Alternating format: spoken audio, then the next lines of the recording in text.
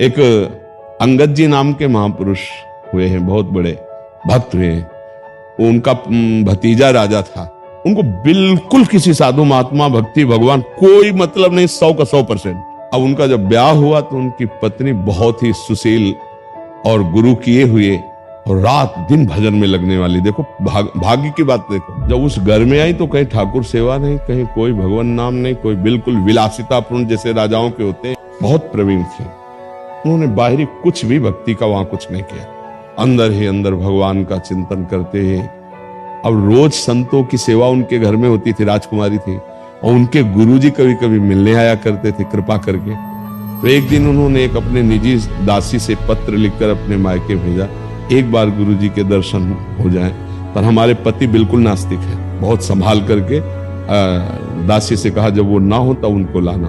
तो राज दरबार चले गए थे। गुरुजी आए तो चरणों में अभिषेक करके भगवान की तरह पूजा करके उनको आसन पे बैठाल के आप चरणों में बैठी थी और उपदेश वो दे ही रहे थे, इतने में वो आ गए और वो बिल्कुल अश्रद्धालु थे। वह खड़े हो, ये साधुता है कि किसी भी पुरुष की स्त्री को एकांत में बैठाल कर आप उपदेश कर रहे हैं, तो उनका आप निकलिए, इसी समय महल से निकल जाए, इसमें तुम्हारी इज्जत बची रहेगी। तो उनको पहले बता दिया था, इसलिए वो मुस्कुराए।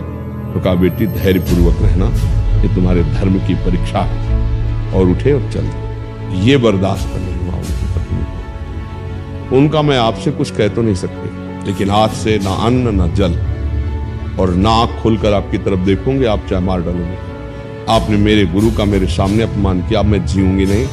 अब ऐसे भूखे प्यासे रहकर अपने प्राण त्याग दूंगे। और लेट गए यहाँ से। 2-4 दिन हो गए तब वो व्याकुल हो गए, पैरों के पास बैठ गए। उन्होंने कहा मैं क्षमा चाहता हूं आपसे, मुझे इतना पता नहीं था कि आपका इतना हृदय साधु संग में रंगा हुआ है। कैसे आप प्रसन्न होंगे, कैसे आप जल और भोजन ग्रहण करेंगी, मैं कभी आपके विपरीत नहीं चलूं। तो उनका हमारे गुरु जी के आश्रम जाओ, उनको बुला के लाओ, चरण पखारो और वो प्रसाद पाएं, तब हम चरणामृत पी के प्रसाद पाएंगे, अन्यथा। चले गए। पत्नी में अत्यंत आसक्ति होने के कारण कि ये राजी हो जाए, ये बच जाए, गए जे ही प्रसाद पवाया और उन्होंने स्वयं पाया, उनको रोना आ गया। मैं इतना नीच हूं कि ऐसे संत के प्रति ऐसी भावना, ऐसी पत्नी के प्रति ऐसी भावना, धिक्कार है हमारे जीवन को। बड़ी ग्लानि हुई।